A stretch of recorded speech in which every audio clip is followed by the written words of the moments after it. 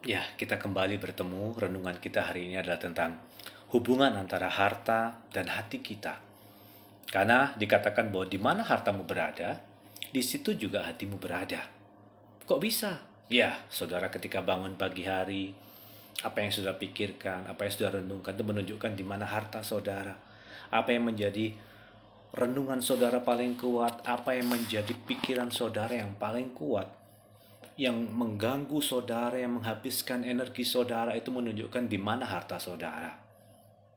Jadi seringkali kita mengumpulkan banyak harta di bumi melalui segala aktivitas dan segala simpanan-simpanan semua. Semua itu baik untuk kehidupan kita di masa ini. Itu menunjukkan hati kita berada di sana, tapi saudara harus mengerti bahwa kita juga harus menyimpan sebuah persediaan kita di sorga. Karena nanti kita juga akan berpindah dari bumi ini kepada sebuah kehidupan yang kekal. Dan kita mau bahwa kehidupan kita yang kekal, itu juga kita berakhir dengan sangat baik. Tidak cuma di bumi itu. Karena itu, Alkitab mengatakan juga bahwa kalau kamu menyimpan harta di bumi, itu banyak hal yang bisa mengambilnya. Bahkan karatan, bisa kemudian ada pencuri, ada sesuatu yang mengambil, ada perampok, dan ada yang lain bisa mengambilnya.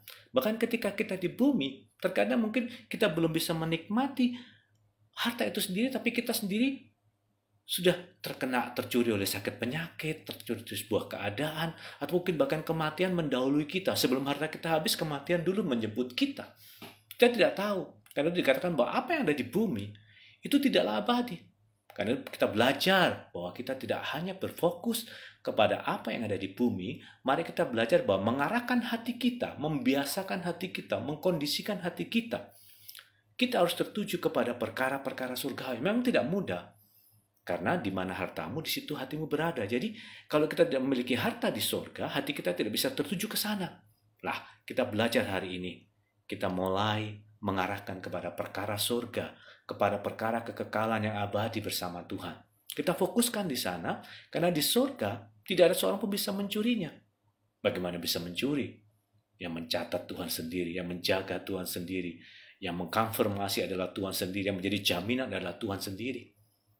Kita belajar malam hari ini bukan cuma memikirkan hal-hal yang di bumi, tapi kita memikirkan hal-hal di mana kita nantinya setelah mengakhiri kehidupan di dunia ini. Kita harus punya simpanan yang cukup, kita harus punya persediaan yang cukup, kita juga memiliki sebuah keyakinan yang kokoh bahwa ketika kita nanti kembali kepada Tuhan, kita sudah mendapatkan sebuah poin-poin yang mendapat penghargaan di mata Tuhan. Sehingga kita juga memiliki sebuah kehormatan, sebuah sambutan ketika kita hadir kepada Tuhan. Kita memiliki mahkota, kita memiliki kemuliaan, kita memiliki sebuah pujian, kita memiliki sebuah penghargaan dalam pandangan Tuhan. Karena segala yang kita lakukan, mari kita condongkan ke sana, kita biasakan. Kita mulai tanam, pikirkan, arahkan, tujukan. Karena ketika kita berhasil membiasakan, lama-lama fokus hati kita mengerti bahwa hartaku ada di sana, hartaku ada di sana, hartaku ada di sana.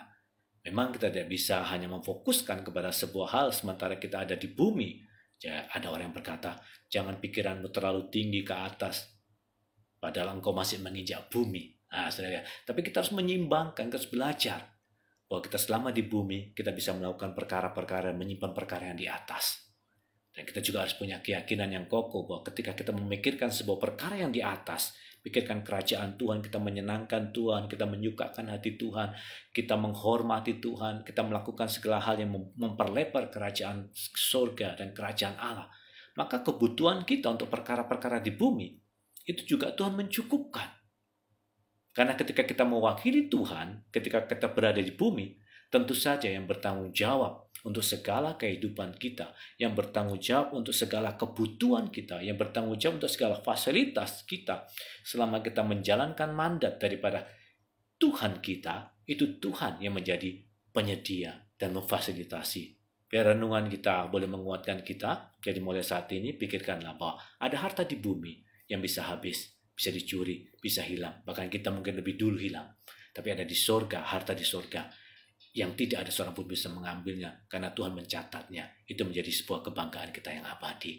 Bila kita mulai fokus bahwa ada harta di sorga yang kita harus arahkan ke sana. Tuhan memberkati.